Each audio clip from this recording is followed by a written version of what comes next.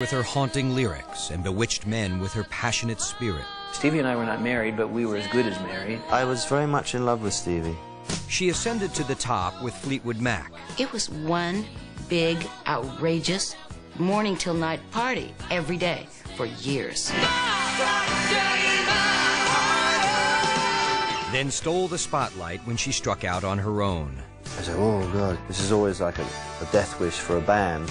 Stevie Nicks accomplished the unprecedented feat of launching a successful solo career while still a key member of one of rock's most successful bands. She's incredibly creative. Her demands on herself are strong ones. Then, her fairy tale life was turned upside down, first by cocaine abuse and later by a debilitating dependency on tranquilizers. There were times, you know, when we had to just scrape her off the floor, near overdoses on the road. I realized that I was going to have to stop doing drugs or they were going to kill me. Her pain into song, reclaiming her confidence and her career. She's just part of our collective unconscious. We all grew up with her. She's the first feminine, lovely, but strong female songwriter. Tonight,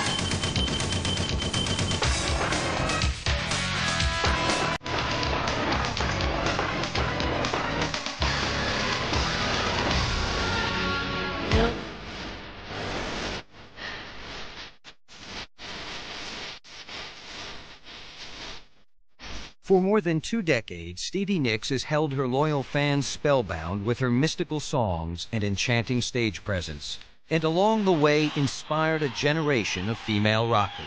There are a lot of people that are really talented, but there are a few people that are really stars that have the whole energy package. When you're standing next to them, you know that you're in the presence of something powerful and great, and that's, for me, that's what Stevie's like. It says godmother who's, you know, gonna save you and lives in a magical kingdom somewhere and has like fabulous romances. Nicks has sold more than 50 million records and has had 17 top 40 hits. But in 1994, she walked away from it all. After a concert in Los Angeles, Stevie left the stage and vowed never to sing in public again. Such a hard life. This left Stevie unhealthy and overweight. Disappointment would become a middle name. I just went a normal way because it was just too hard. It was just too difficult to have everybody expect me to be a different way, you know, and not be able to get back to that. So I just was very depressed about it. For over 3 years, Stevie Nicks lived in a self-imposed exile. She was fighting her way back from depression by writing songs and reclaiming her health. More intense than putting together a new album. Stevie's extraordinary life began quite ordinarily in 1948 in Phoenix, Arizona. As a child, her mother introduced Stevie to the magical world of fairy tales and fantasy. Her grandfather, a frustrated country singer, encouraged Stevie to develop her musical talent. My grandfather taught me to sing at 4, took me everywhere, had me dancing on bars. And then the chorus went, sing like you mean it. Granddaughter, put your heart into it. When she turned 16, her parents bought Stevie her own guitar. That very day, she wrote her first song, I've Loved and I've Lost. It would mark the beginning of a career for a songwriter who would become famous expressing her joy and her pain through her music. From that minute, it was very clear to me that this was what I was going to do. At college near San Francisco, Stevie ran into an old friend from high school, Lindsey Buckingham. Remembering Stevie and her distinctive voice, Lindsey invited her to join his band called Fritz. This was a really heavy San Francisco rock and roll band with, you know, intricate solos in the middle and that whole kind of thing. So I really had no idea what I was doing or getting into when I said, yes, I'd like to do this. Fritz attracted a local following, but it was Stevie and Lindsey who stole the show. In '71, producer Keith Olsen convinced Stevie and Lindsey to leave the band, move to Los Angeles, and record some demos.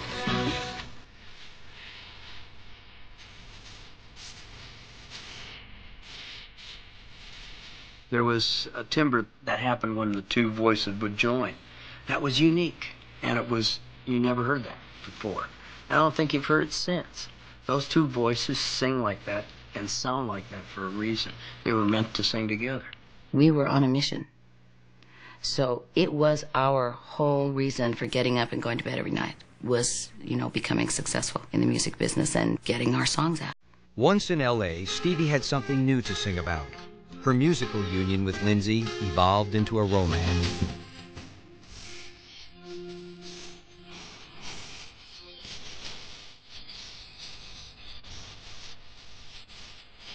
Stevie revealed her passion in her lyrics and trusted Lindsey to arrange the music.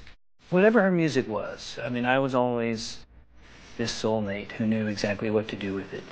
While Lindsey stayed home arranging and recording, Stevie supported them both, waiting tables and cleaning producer Keith Olsen's house. When Stevie would come to my door and say, "Okay, I'm going to clean it," she looked just like Carol Burnett. It was absolutely hilarious. The world has ended because we have had a taste of the finer things. We have recorded in a big studio. We have been introduced to fabulous musicians. We have met a lot of people. We are very proud of our record, and it just gets dropped. And we are back to square one. Stevie's dreams had crumbled. Distraught, she vented her pain through the lyrics of a song that would eventually become a classic.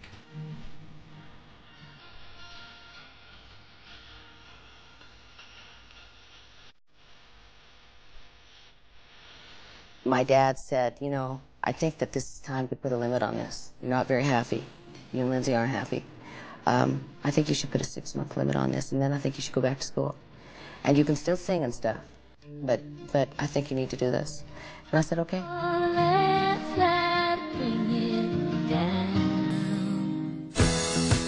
Next, Stevie is awash in success. Money everywhere.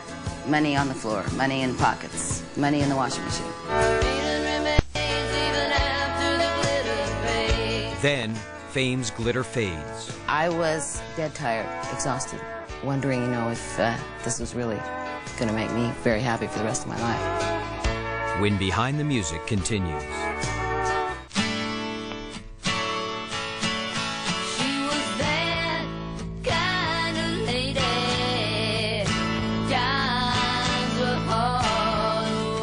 By the end of '74, Stevie Nicks and Lindsey Buckingham were losing hope in their stalled music careers.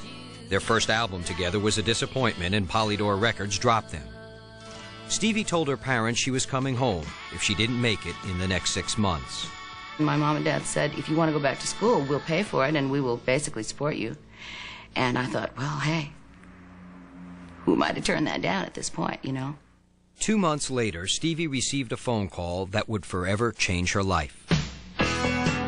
It was Mick Fleetwood of Fleetwood Mac.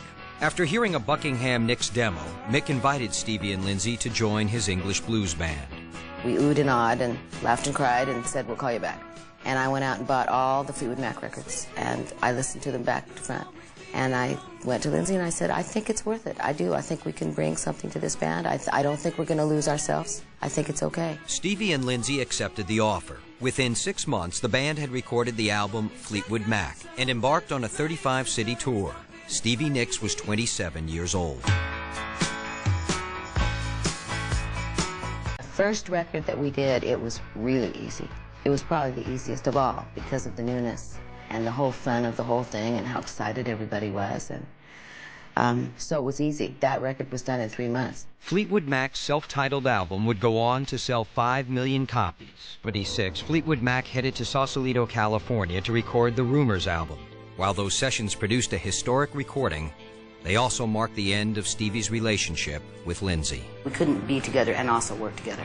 I couldn't have him, you know, telling me that, you know, this song that I wrote wasn't that good, and knowing he was saying that because he was angry about me because of our relationship. It just didn't leave us anywhere to go, anywhere to grow or to get better. It's very difficult to be in the process of breaking up with someone and to have to see them every day. It's just not natural. It's not healthy.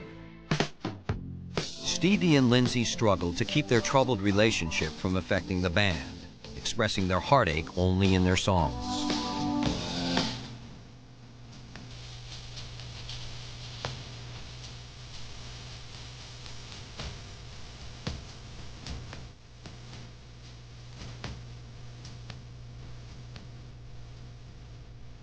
During the making of Rumors, Stevie and I would have to work together. I mean, I was the one who was sorting out her songs and making them into records.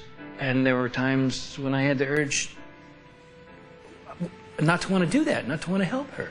Lindsey didn't want this breakup. He didn't want to not be with me. He and I were really, you know, we've been together for a long time, many, many, many years.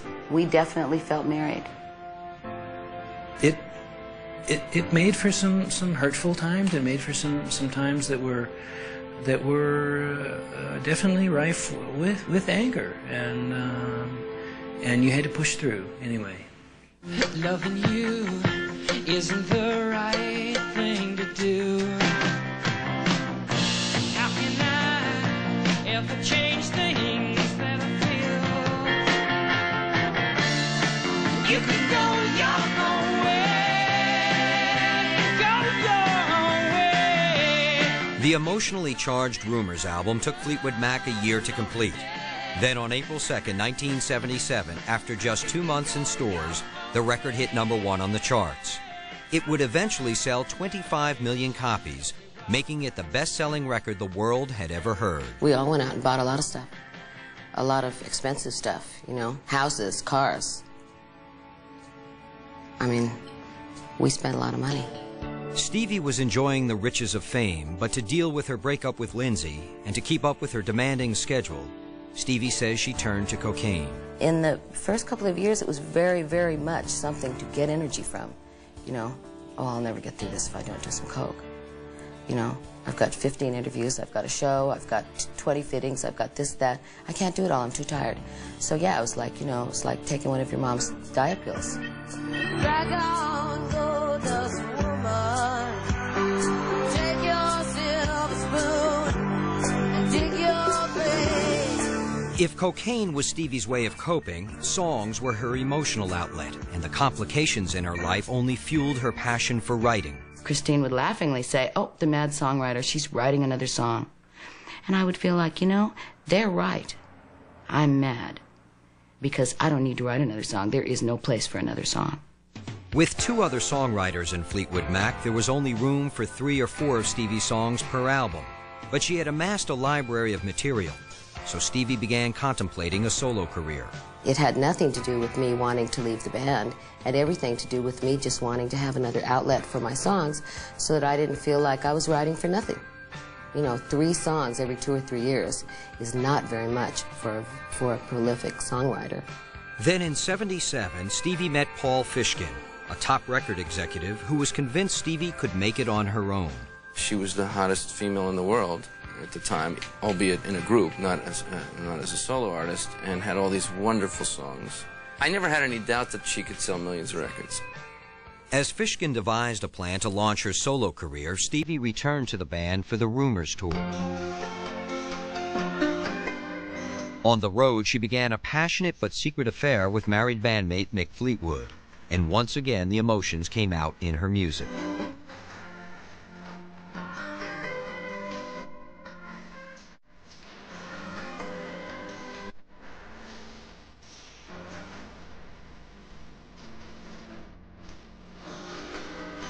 It had an intrigue, it had all the sort of naughtiness that appealed to me in Stevie, but I was very much in love with Stevie. And I loved Mick, and Mick loved me, and it was really, you know, there was some very special moments. As Mick and Stevie's relationship became more serious, it became harder to hide. Fearing Lindsey would be hurt and leave the band if he learned of their relationship from someone else, Mick decided to come clean. I remember very clearly Mick called me up and said, I have something I just want to talk to you about. And he came over and we sat down at my kitchen table and he said, well, I've been seeing Stevie. And it was just one more thing, you know. I mean, by that time, our armor was pretty thick. And I don't think anything that would have happened would have surprised anybody. I'm really glad that I did that and he didn't sort of find out through some road manager or something. It was not a flippant situation. I wanted it to be known that this was what was happening. Though Lindsey seemed to understand, Stevie and Mick realized that Fleetwood Mac was already a fragile web of egos and emotions that couldn't handle another complication. So they ended their romance only a few months after it started. We just knew it couldn't work. That would have broken up Fleetwood Mac. Absolutely would have. So we dropped it.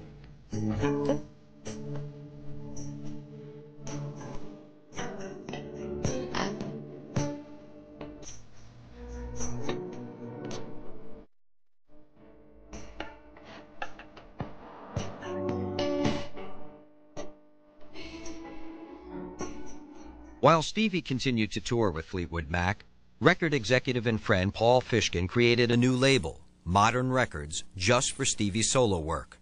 When her bandmates found out, they were less than pleased. Everybody was worried, what if it's a flop? Then that's going to hurt Fleetwood Mac. And then what if it's a hit? Then that could hurt Fleetwood Mac. So it was like whatever happened in the beginning, to me, was like, you know, nobody was real happy about it because of the effect it could have on my band. I knew from the beginning it was not going to affect my band. I wasn't going to let it.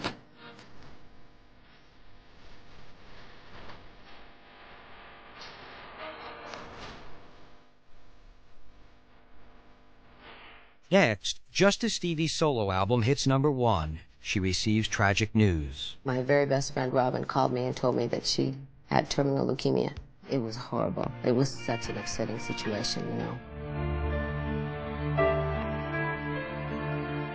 Then, years of hard living threatened Stevie's health.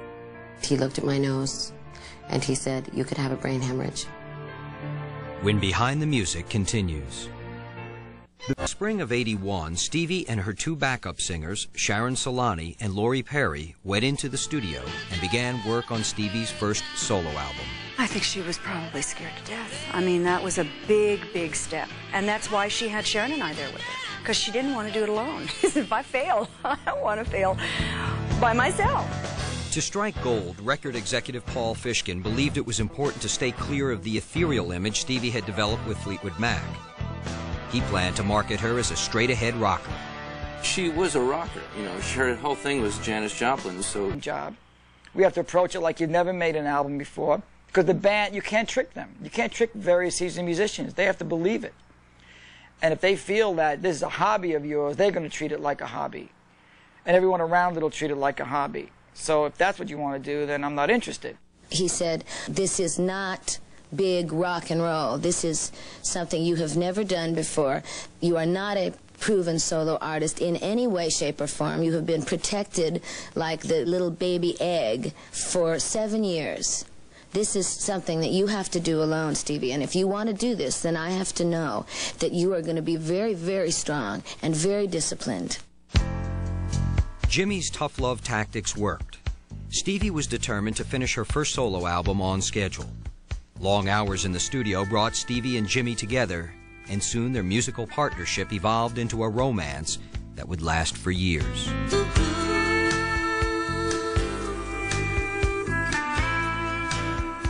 We just hooked up for a while, and it was really great, and we were young and having a good time making a record. Jimmy was everything, you know. He said, "I will be there with you to make you strong enough to do this. And it won't hurt your band, and it won't hurt anybody else, and you'll be happier."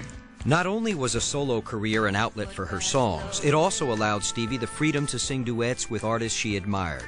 Her sense of harmony is completely unique. I think it's every bit as good as the Everly Brothers. You know, that's one of our strong suits. They're singing harmony. Newfound discipline earned her the respect of established rock stars like Tom Petty and Don Henley.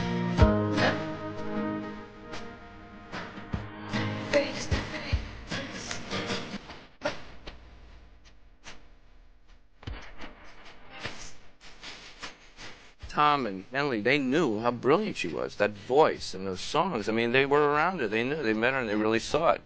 In July 1981, Stevie released her first solo album, Belladonna. She dedicated it to the man she first sang duets with, her grandfather, A.J.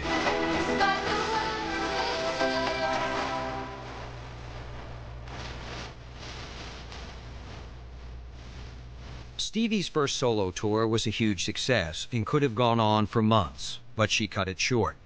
Stevie wanted to let Fleetwood Mac know that the band was still a priority. After only a dozen shows, she rushed back to the studio to begin work on their Mirage album. We didn't even talk about it, you know. I went in and we didn't really discuss Belladonna. So I kept it away from them, you know. I tried to kept it out of their face so it wouldn't hurt them. But there was no stopping Stevie's solo career. Within 2 months, Belladonna had sold nearly 2 million records. And on September 3rd, 1981, Rolling Stone crowned Stevie the Queen of Rock and Roll. Whoa, that was it. You couldn't hit a better bullseye than that one. Then just 2 days later, Belladonna reached #1. But that very day, Stevie received devastating news. My very best friend Robin called me and told me that she had terminal leukemia. and that they thought maybe she might last for 3 months. So it, without a doubt, was, you know, the absolute high and low of success. I didn't really ever get to enjoy Belladonna at all because my friend was dying. So it just, you know, something went out that day, something left that day. To further complicate matters, Robin discovered she was pregnant. Given only 3 months to live, it seemed impossible to save the baby. But Robin was determined to hang on long enough to have her child. Wanting to comfort her best friend in her final days, Stevie took Robin to Hawaii.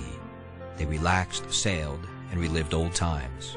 She'd just been in my life since I was 14. She was the one person that knew me for what I really was and not for the famous Stevie. And it was good to have somebody that knew the real you, besides just your mom and dad. My darling lives in a world that is not mine. In October of 1982, Robin's condition worsened, and she underwent an emergency C-section to save her baby. 5 days later, Robin Anderson lost her battle with cancer. She was just 32 years old. Robin's husband, Kim, would have to raise the baby alone. She died, and they took the baby. So it was like he was 3 months premature. So it was horrible. It was such an upsetting situation, you know. Everybody was so devastated, and there was this little premature baby. And I just went crazy. It was a couple of years before Stevie was the same. It was hard for her to really come back from that whole experience. There's a part of Stevie that's very fragile, you know, but there's another part of her that's just tough as nails. And it's like what anybody does. They reach down for that inside and, you know, get through it. But it was brutal. It was brutal. To make matters worse for Stevie, she had no time to grieve for her best friend. She was in the middle of the Mirage tour with Fleetwood Mac and couldn't take time off. I just had to keep working, and it was like, you know, I mean, any song would come on the radio and I'd burst into tears, you know. Anything I sang would make me burst into tears.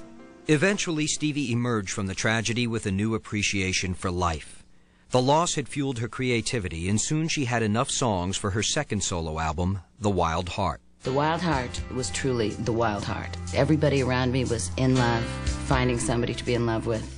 It was like the big love time. We went on the Wild Heart tour, and there was like everybody was either getting divorced or getting married, or walked on the plane and looked at somebody and fell in love with them at first sight immediately. So it was like the wildest tour because it was just all about love affairs.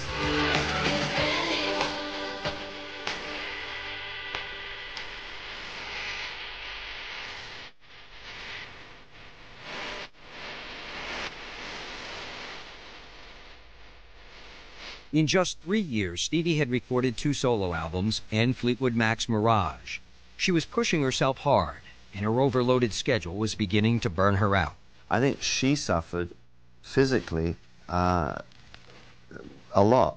She was running 2 gigs and 2 lives, separate lives that were equally as powerful, and it took a hell of a lot out of her to retain that loyalty to Fleetwood Mac and not go, see ya. And I think it was quite devastating for her. In '85, Stevie and Jimmy Iovine returned to the studio to record Rock a Little. But Stevie says by then she had developed a serious cocaine addiction, and it was affecting her performance. Before the album was completed, Jimmy Iovine walked out.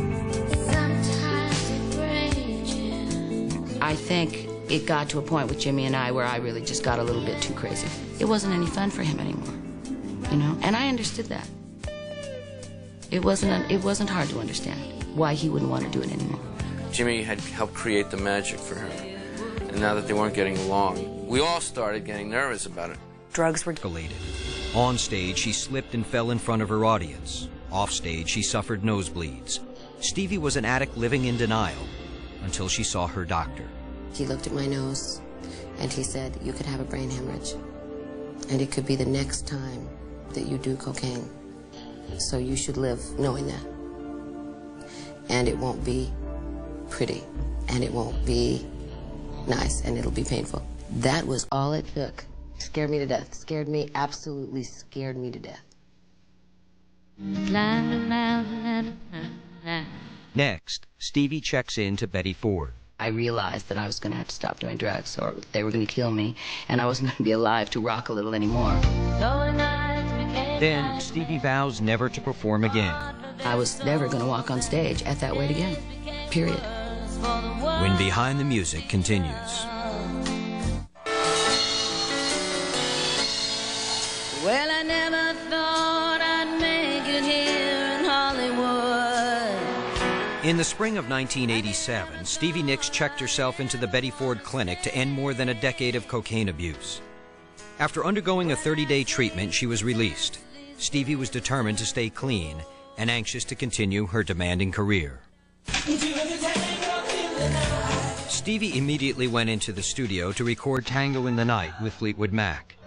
It would be their last album together for more than a decade.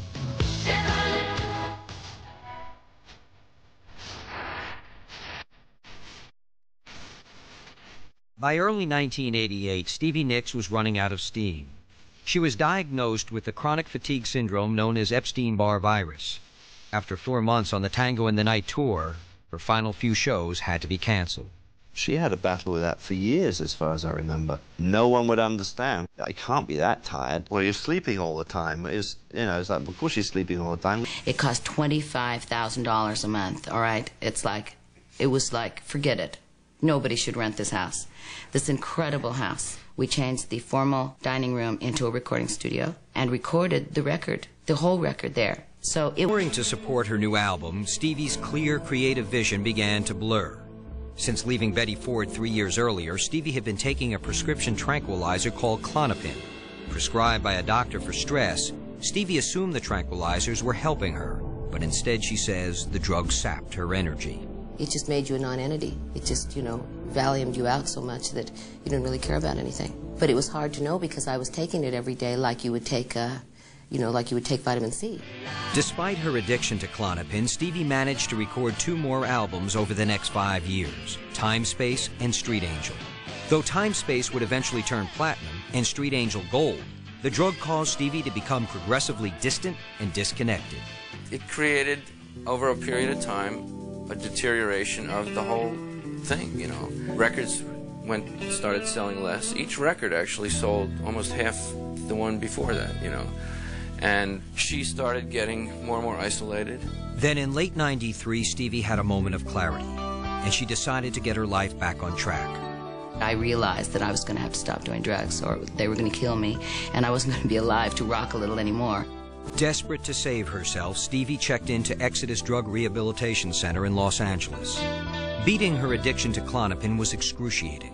Much tougher, Stevie says, than kicking cocaine. That was so painful beyond belief, what she had to go through in that rehab. Prescription drugs are the worst to recover from. She was in dreadful pain. I can't believe, she did it, and there's that side of her that just willed herself to do it. After completing a difficult 6-week program, Stevie went home.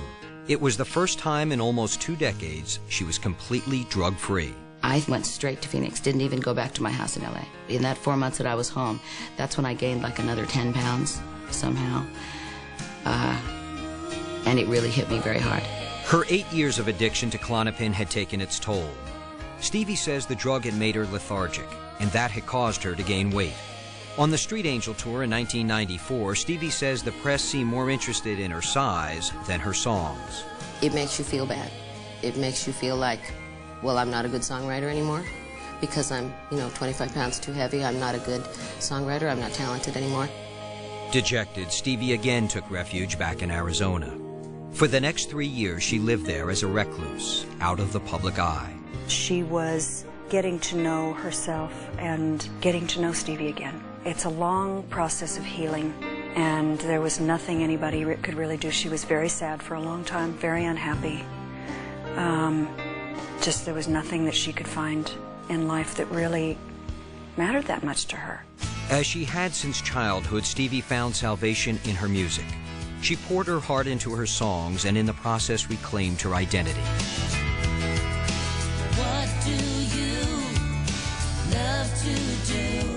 I wrote a lot of songs during that time, and I managed to lose about 30 pounds, and my life got better.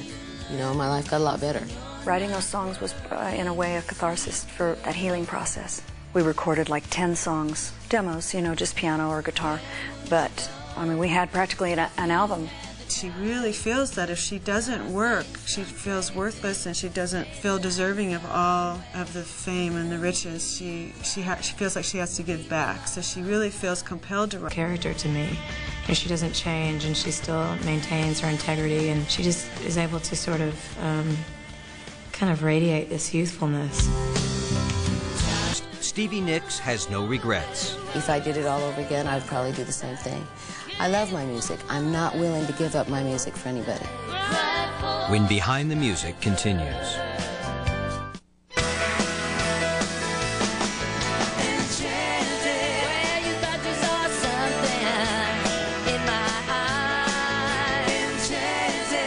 After more than 25 years in the music business, Stevie Nicks is still enchanting her fans. In the spring of 1998, she released a 3-CD box set and returned to the stage as a solo artist. Stevie is back, and once again, inspiring a new generation of rockers. She made it possible for a lot of women to write lyrics that were personal and have men not be freaked out by that, or even women, for that matter. She made it possible for you to, you know, incorporate sensitive lyrics into a rock forum. There's a lot of fabric and there's a lot of detail, and her compositions are really, really good, and you know, the way that she changes keys is very sophisticated. She's a very sophisticated songwriter. Stevie hopes that the next generation of women in rock will not only learn from her music, but also from her mistakes. The girls that I know, I tell them all these stories, and so that maybe at some point in their lives, one of my stories will pop up and save them making a really bad mistake. Because I made it, so let me be the only one to have made it then. Don't you make it too.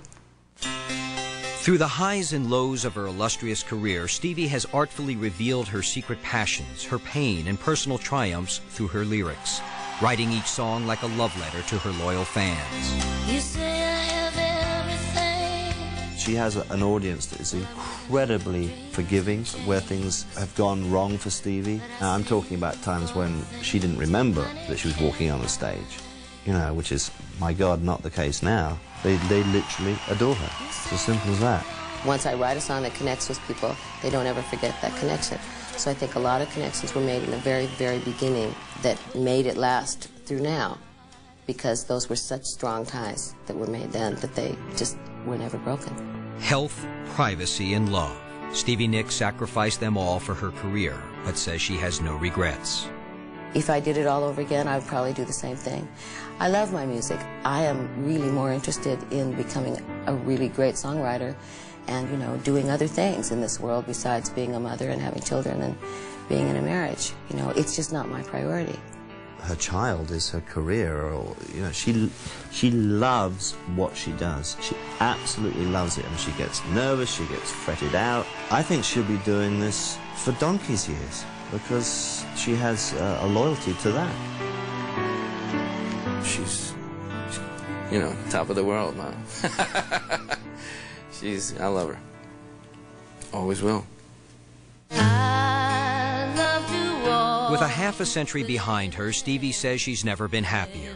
She's doing what she loves, making music and touring, and giving back to the fans that have given her so much. I am a very different girl from the girl that was so wrapped up in rock and roll and the drugs and everything else. I'll never take it all for granted again, ever, because I also now really realize how quickly that it can go, and that you can be the darling one year and be nobody the next year. So you have to learn to accept and deal with that. When Stevie was just 4, her grandfather paid her 50 cents to practice guitar and dreamed she'd someday become a star. Today, after almost 3 decades in the music business, Stevie's still the reigning queen of rock and roll. Stevie believes somewhere in heaven, her grandfather is smiling. He wanted to be a famous country western star so badly. I have to believe he's up there enjoying this with me. He would be really happy now for me, because I think that he and everybody else are seeing that for the first time in a long time, I'm really enjoying this. This is fun. And this is really all I ever wanted.